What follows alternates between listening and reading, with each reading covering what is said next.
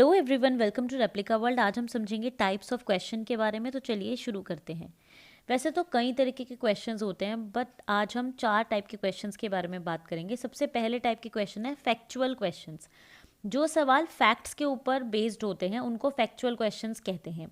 अब ऐसे सवालों के जवाब देने के लिए बच्चे को ज़्यादा सोचने की ज़रूरत नहीं है या ज़्यादा थिंकिंग लगाने की ज़रूरत नहीं है, बस ये मेमोरी बेस्ड होते हैं। जैसे कि अगर फैक्ट्स हैं तो फैक्ट्स तो हमें याद ही करने पड़ेंगे ना, वो तो हैं ही। हमें उसमें कोई भी एक्स्ट्रा दिमाग लगाने की ज़रूरत नहीं है या कोई साइंटिफिक थिंकिंग लगाने की ज़रूरत नहीं है। तो इसीलिए इस टाइप के क्वेश्चंस के जो आंसर्स होते हैं वो सिंपल होते हैं, स्ट्रेट फॉरवर्ड होते हैं और वो फैक्ट्स और चीज़ों की अवेयरनेस के ऊपर डिपेंड करते हैं। तो यहाँ पे लोवेस्ट लेवल ऑफ थिंकिंग लगती है, मतलब कि खुद से कुछ सोचना नहीं पड़ता है, बस मेमोराइज करना पड़ता है।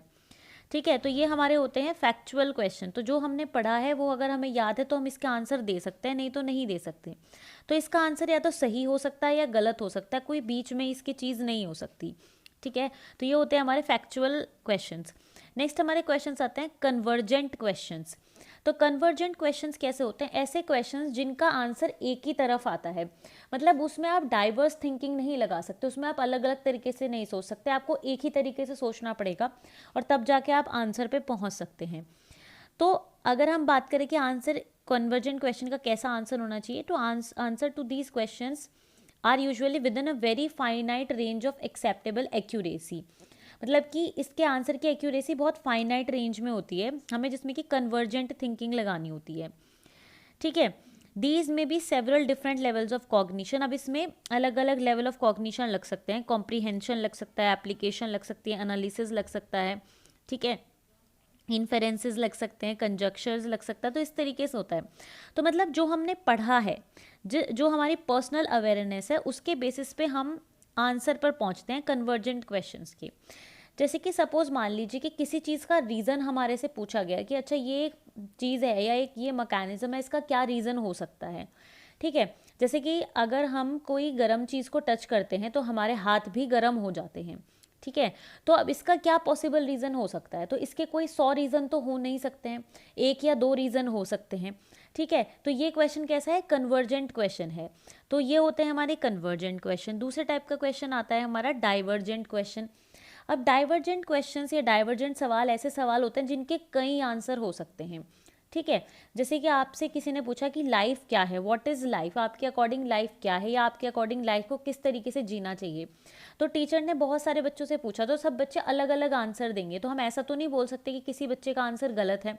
सब अपने पॉइंट ऑफ व्यू से, अपनी थिंकिंग के हिसाब से, अपनी नॉलेज के हिसाब से, या ये कहो कि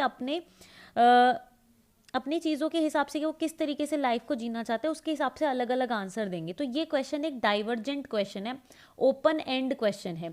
ठीक है, इसके कई आंसर्स हो सकते हैं और हर एक आंसर सही भी हो सकता है। तो इस टाइप के क्वेश्चंस होते हैं डाइवर्जेंट क्वेश्चंस। अब यहाँ पे जो भी आंसर होता है वो किस किस चीज़ पे बेस्ड होता है? कॉन्टेक्चुअल हो सकता है, इन्फरेंस हो सकता है, क्रिएशन हो सकता है, इमेजिनेशन हो सकता है। इन सब चीज़ों के ऊपर वो आंसर बेस्ड हो सकता है डाइवर्जेंट क्वेश्चन का। नेक्स्ट टाइप का क्वेश्चन होता है इवेलुएटिव क्वेश्चन। इवेलुएटिव क्वेश्चंस वो होते हैं जिनमें कि सोफेस्टिकेटेड लेवल ऑफ कॉग्निशन चाहिए होता है और इमोशनल जजमेंट चाहिए होता है। मतलब यहाँ पे इस क्वेश्चन के बेसिस पे जज किया जाता है, यानी इवेलुएशन किया जाता है। या फिर हम ये बोल सकते हैं कि किसी चीज़ का अगर हमें इवेलुएशन करना है तो वो जो क्वेश्चंस होते हैं वो इवेलुएटिव क्वेश्चंस होते हैं। ठीक है, इसमें अगर हम किसी चीज़ का इवेलुएशन कर रहे हैं तो हमें हाई लेवल ऑफ थिंकिंग का यूज़ करना पड़ेगा। तो यहाँ पे हमें मल्टीपल कॉग्निटिव एबिलिटीज़ का यूज़ करना पड़ता है, इफेक्टिव प्रोसेस का भी यूज़ करना पड़ता है, मतलब इमोशनली भी सोचना पड़ता है और कंपैरेटिव फ्रेमवर्क भी रखना पड़ता है। जैसे अगर हमें बोला गया कि हमें किसी एक चीज़ का इवेलुएशन करना है, तो इवेलुएशन करने के लिए हमें पहले ये भी देखना पड़ेगा कि और चीज़ें इसके कंपैरिजन में कैसी हैं। ठीक है, और हमें और चीज़ों के बारे में भी सोचना पड़ेगा, इमोशनली भी सोचना पड़ेगा और हमें थिंकिंग के लेवल पे भी सोचना पड़ेगा। तब जाके हम किसी चीज़ को इवेलुएट कर सकते हैं, किसी चीज़ का जजमेंट कर सकते हैं। तो इवेलुएटिव क्वेश्चंस में सोफेस्टिकेटेड लेवल होता है कॉग्निशन का और इमोशनल जजमेंट का। तो इस तरीके से ये हैं हमारे 4 टाइप के क्वेश्चंस। तो आज के लिए सिर्फ इतना ही। मैं उम्मीद करती हूँ ये वीडियो आपके लिए हेल्पफुल रही होगी। हेल्पफुल रहे तो लाइक ज़रूर करें, शेयर करें और एप्लीकेबल को सब्सक्राइब करें।